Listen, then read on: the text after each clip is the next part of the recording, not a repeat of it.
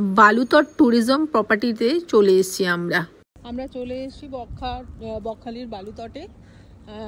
এটা একটা রিসর্ট, যেটা অনলাইনে বুকিং করে আসতে হয়, আদার্স এমনি আপনারা স্পটে এসে বুকিং করতে পারবেন না। এটা নিজস্ব রেস্টুরেন্টও আছে, খুব সুন্দর একটা জায়গা নিয়ে তৈরি। আর বালুতটের একটা নিজস্ব ওয়াইন শপও আছে, যে দেখুন ওয়াইন শপটি, আপনারা চাইলে ওখান থেকে আপনারা ওয়াইন পারচেস করতে পারেন। কি সুন্দর সুন্দর ফুলের গাছ,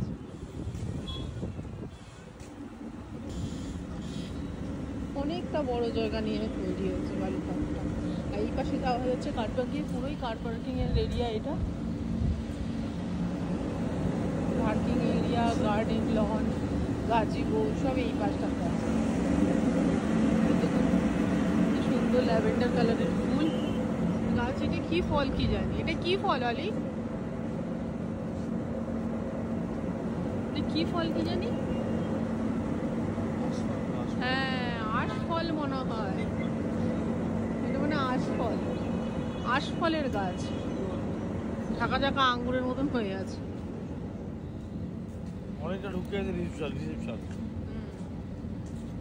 ঢুকেই এই দেখুন কি সুন্দর গার্ডেনিং করা আছে, ল্যান্ডস্কেপটা খুব ভালো করেছে। রিসেপশন এরিয়া এইখানটা, রিসেপশন বা manager office.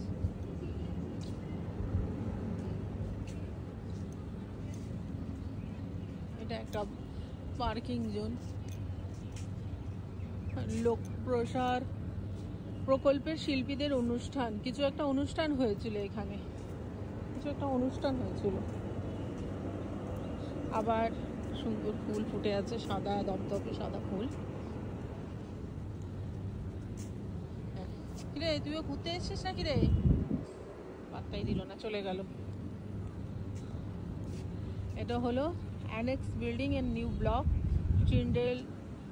চিলড্রেনের playing area and badminton court. চিলড্রেনরা যারা মানে যে রিসর্টে এসে থাকবেন, তাদের বাচ্চাদের জন্য একটা প্লেয়িং এরিয়া আছে, গার্ডেন এরিয়া। ওই যে ওখানে দূরে দেখছেন, ওটা হলো গাজিবো।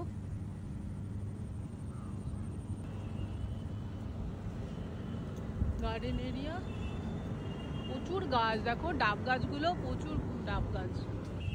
ল্যান্ডস্কেপ খুব সুন্দর, আমাদের ল্যান্ডস্কেপটা এত ভালো লাগছে, এত বড় জায়গা নিয়ে ল্যান্ডস্কেপটা বেশ ভালোই লাগে। একদিনের জন্য বকখালি, আবার কি চাই, সমুদ্র, সুন্দর রিসর্ট। আপনারা যদি বকখালি আসেন একদিনের জন্য আসলেই এনাফ, বা আপনারা যদি 2 দিন স্টে করতে চান তাহলে বালুরঘাটে আসতেই পারেন।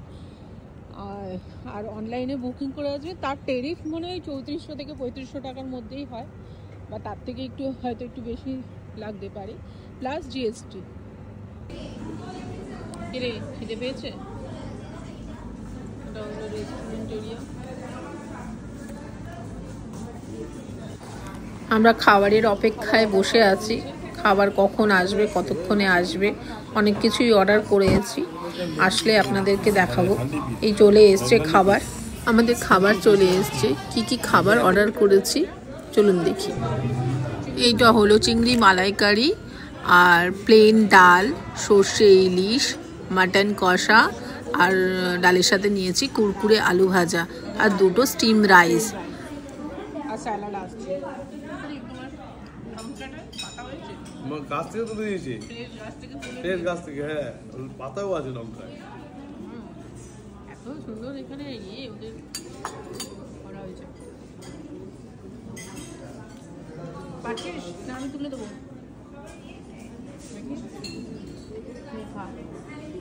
আর ওই দেখুন, আমার ব্যাগটা কাঁধে নিয়ে এদিক থেকে ওদিক থেকে এদিক খালি ছোটাছুটি করে চলেছে। পুরো রেস্টুরেন্টটা ঘুরে ছুটছে। ওর একটা আলাদাই এইটা আনন্দ লাগছে, থাক আনন্দ করুক। এটা যে করতে ওর কি ভাল লাগছে কি জানি। আমার ব্যাগটা না ছিঁড়লেই হলো বাবা, ব্যাগটা সযত্নে রাখ, তাহলেই হবে। লাঞ্চ করেই বেরিয়ে পড়লাম সমুদ্রের দিকে। জমে যাওয়া জলের ওপর দিয়ে আমরা হেঁটে চলেছি আস্তে আস্তে সমুদ্রের দিকে। সমুদ্রটা পার থেকে অনেকটাই দূর, মানে অনেকটা দূর, মানে যথেষ্টভাবে আপনাকে অনেকটা হেঁটে যেতে হবে, যথেষ্টই হাঁটা যেটাকে বলা হয়, প্রায় 1 কিলোমিটার। সমুদ্র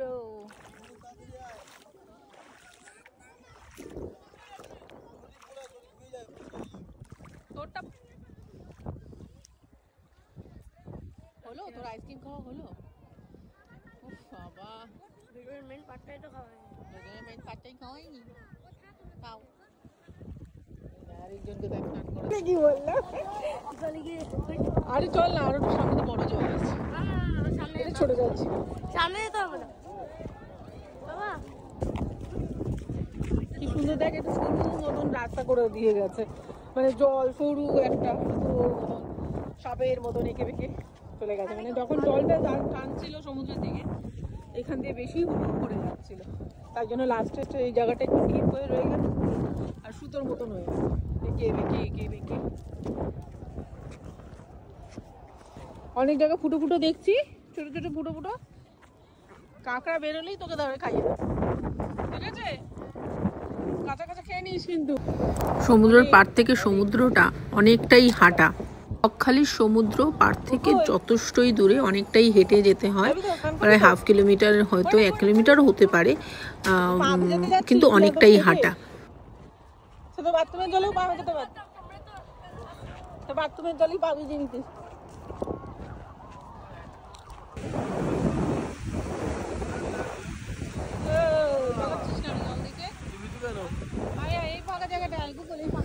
অবশেষে সমুদ্রের ধারে চলে আসলাম এবং সমুদ্র মশাই ধরা দিলেন। এবার সমুদ্রকে ছুঁয়ে একটু নমস্কার করলাম, আর ছোট ছোট ঢেউগুলো এসে যখন পায়ে ঠেকছে। আমার এই ভিডিওটি যদি আপনাদের ভালো লাগে একটা লাইক, কমেন্ট আর সাবস্ক্রাইব করে দেবেন, আর আপনারা অবশ্যই ভালো থাকবেন।